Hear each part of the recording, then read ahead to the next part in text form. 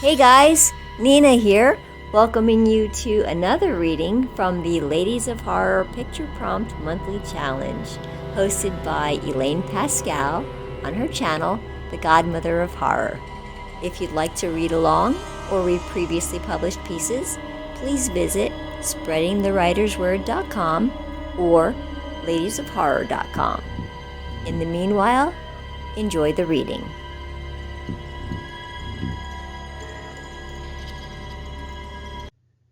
Just a Spoonful of Sugar by Kendra Smart. The world felt so big now. Every single action, gesture became wrought with friction and meaning. Nothing felt light in this frame of space. Time wasn't slow or fast. It went as it willed and passed in whichever was the most excruciating way with which to proceed forward. The feeling of forever, being forever endless, a lost wanderer without a course or a choice, a purpose long lost, and only the agonizing hope that by somehow moving forward the sinking feelings would just let go. Let loose a few threads and somehow feel lighter and lesser, less constraining and constricting, in some way easier to carry, just lesser. There were passing thoughts of lighter loads and lesser pains, but in this realm, none of those moments were relevant. None of that had served to prepare for this feeling. There was a prayer for numbness, for the stripping of any feeling, a true moment of desperation. The clawing, tingling, static-driven rat race that had become the war grounds of her mental space.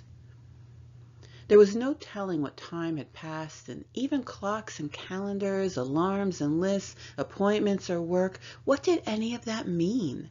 What did anything mean? What was the point of this endless noise, the utter continuous nature of scatter and clutter, chaos and eerie calm? The sun will come out tomorrow. Oh wait. A forecast featuring an overcast provided by the universe that kept relentlessly pounding in how hard and painful life could be. But life is pain, isn't it, princess? Well, where was that comely and dandy salesman knocking on her door, ready to sell her his wares with that snake oil grin and that guarantee for her socks to be knocked off? She would willingly listen to any bargaining price, just for this to end. All of the allegories, nursery rhymes, legends, myths, folklore, campfire stories, all held their own truths, and yet there was no adequate words that could have served as warning. So much dark from light.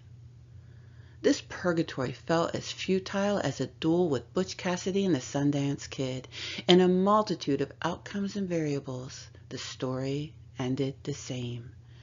But the point was just that there was an ending. But her lover was death, and his anger felt cold as the ice that bites past the numbness that the chill mercifully brings. The endless years of just existing were filled with enough pressure that 10 healthy lungs could not have withstood the weight. An asphyxiation of the heart, the metaphysical involuntary morphing of the soul, a direct reasoning behind the changing at the core level, at a factious rate and in the most grievous manner. A refusal to her many overtures and invitations to dance, to apologize and come together. He had relinquished her of his time, eliminating her from his visage, from his whole being. Strange thing it is to exist. How do we know we do? If it is like the sages say, then it is our lineage, it is our legend, our legacy, our family lines, the word of our deeds carried on and through some means, tangible or not. But what if none of those things are there? What if the only person who knows your story is you? Do you exist if you are the only one aware? On and on. Forward motion. Et tu, mi amor.